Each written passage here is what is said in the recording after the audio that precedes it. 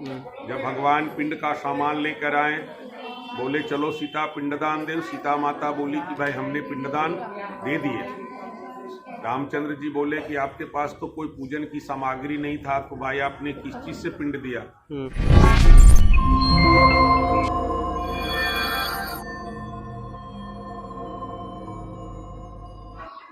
बाबा आप यहीं रहते हैं ना? जी, आपका क्या नाम हुआ? हमारा नाम है संजय कुमार पांडे।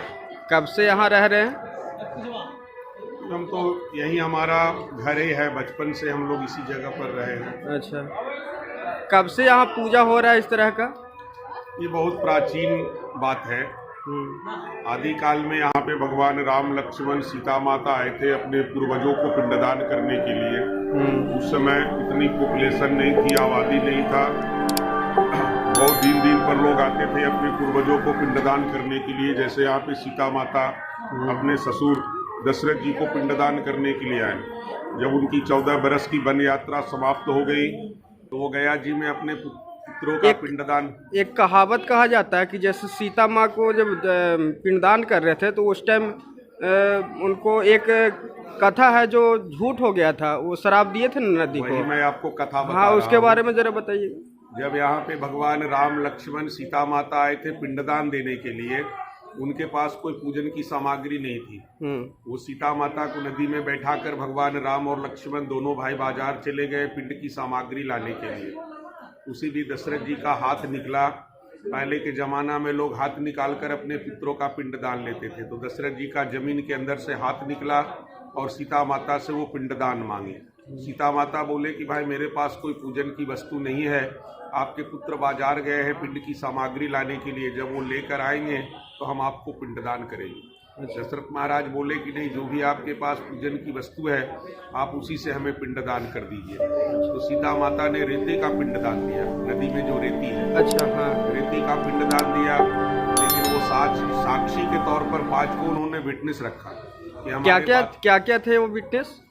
पहला फल्गु नदी, हाँ, दूसरा ब्राह्मण, तीसरा गौ, चौथा तुलस का पेड़ और 5वां बरगद का झाड़। अच्छा, ये 5 को साक्षी रखकर सीता जी ने पिंडदान किया। जब भगवान पिंड का सामान लेकर आए, बोले चलो सीता पिंडदान दे। सीता माता बोली कि भाई हमने पिंडदान दे दिए। रामचंद्र जी बोले कि आपके पास तो कोई पूजन की सामग्री नहीं था, तो भाई आपने किस चीज से पिंड दिया? उन्होंने रेते का पिंडदान दिया। बताएं कि हम रेते का पिंडदान दिए। रामचंद्र जी बोले कि रेता कोई खाने की चीज तो है नहीं, हमारा पिताजी राजा दशरथ हैं, चक्रवर्ती राजा हैं, वो रेता लेकर कैसे स्वर्ग जाएंगे? नहीं, तुम झूठ बोलती हो, किसी ने पिंडदान करते देखा?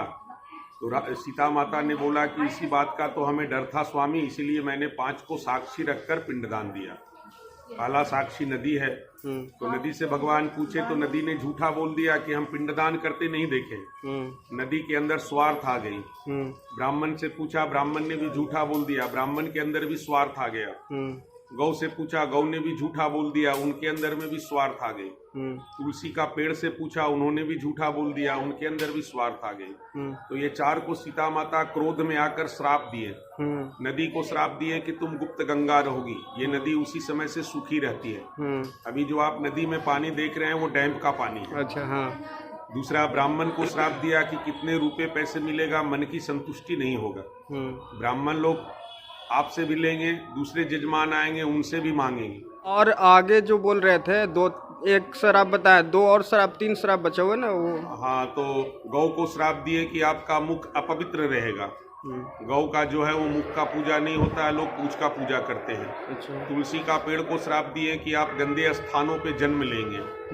5वां एक बरगद का पेड़ से पूछा गया, तो बरगद का पेड़ ने एक सत्य बोला कि हम पिंडदान करते देखे हैं।